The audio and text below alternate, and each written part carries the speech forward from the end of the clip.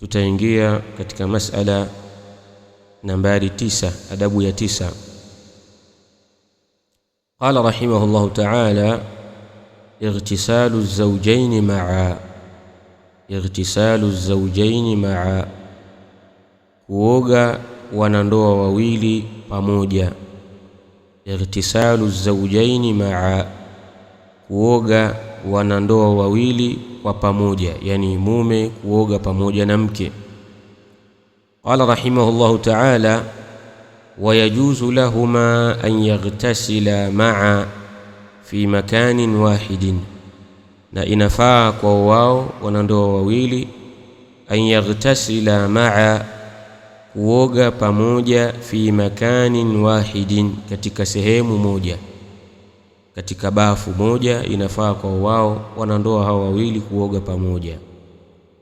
walau raa minha wa ra'at minhu, hata kama mume ataona kwa mkewe, yani atauona mwili wake, wa ra'at minhu, na mke akamuona mumewe, hilo hakuna ubaya katika hilo.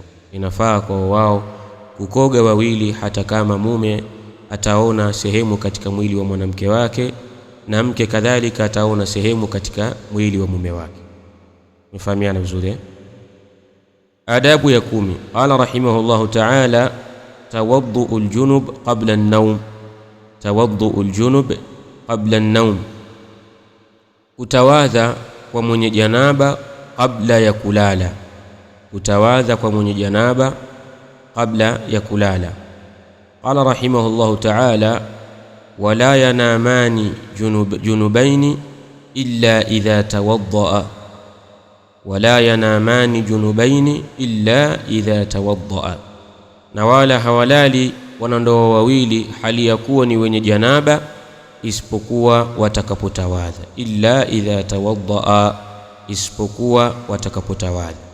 Manake tayari umeshafanya kitendo cha ndoa, umemaliza kitendo cha ndoa, kila mmoja ni mwenye janaba, mume ana janaba na mke pia ana janaba. Sasa hawalali hao wanandoa wawili hali ya kuwa ni wenye janaba, illa idha tawaddaa, isipokuwa pindi watakapotawadha. Umefahamiana vizuri eh? Adabu ya 11. Qala rahimahullahu ta'ala: hukmu hadha alwudu'i, hukmu ya udhu huu. Huu udhu una hukumu gani? Huu udhu ambao wanatakikana kuutawadha wanandoa wawili kabla ya kulala, hukumu yake ni gani? Qala rahimahullahu ta'ala: walaysa dhalika ala alwujubi, na halikuwa hilo juu ya uwajibu. Walaysa dhalika ala alwujubi, na halikuwa hilo juu ya uwajibu, kwamba si wajibu kwa wao, kwamba ni wajibu watawadhe au wachukue udhu kabla an-naumi, kabla ya kulala. Hapana, hilo jambo kwa wao si wajibu. Wa inma lilistihbab, na hakika si vinginevyo, lilistihbab almuakkad, ni kwa kupendekezwa kuliko tiliwa mkazo, ni sunna iliyotiliwa mkazo. Jambo la wao kutawadha au kuchukua udhu kabla ya kulala ni sunna iliyotiliwa mkazo kwa wao. Lihadithi Umar, wa hadithi Umar radiyallahu ta'ala anhu, annahu sa'ala Rasulullah sallallahu alayhi wasallam, ya kwamba yeye Umar ibn al-Khattab radiyallahu ta'ala anhu alimuuliza mtume wa Allah sallallahu alayhi wasallam: ayanamu ahaduna wa huwa junubun, je, analala mmoja wetu na hali ya kuwa ni mwenye janaba? Ayanamu ahaduna wa huwa junubun, je, analala mmoja wetu na hali ya kuwa ni mwenye janaba? Faqala, akasema mtume sallallahu alayhi wasallam: na'am, ndiyo analala.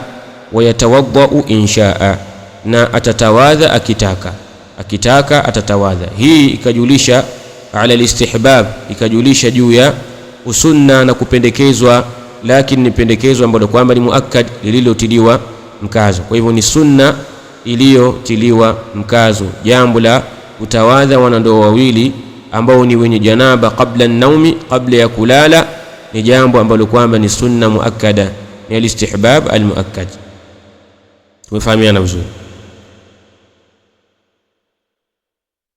Mas'ala ya 12.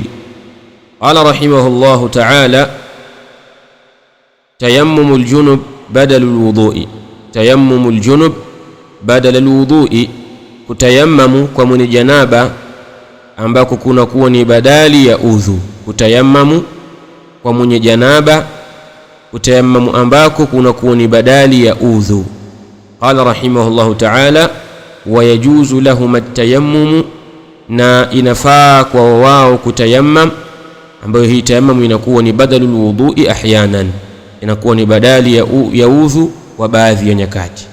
Inafaa kwa wao wanandoa wawili kutayammam, ambayo hii tayammum itakuwa ni badali ya udhu ahyanan, katika baadhi ya nyakati, si nyakati zote.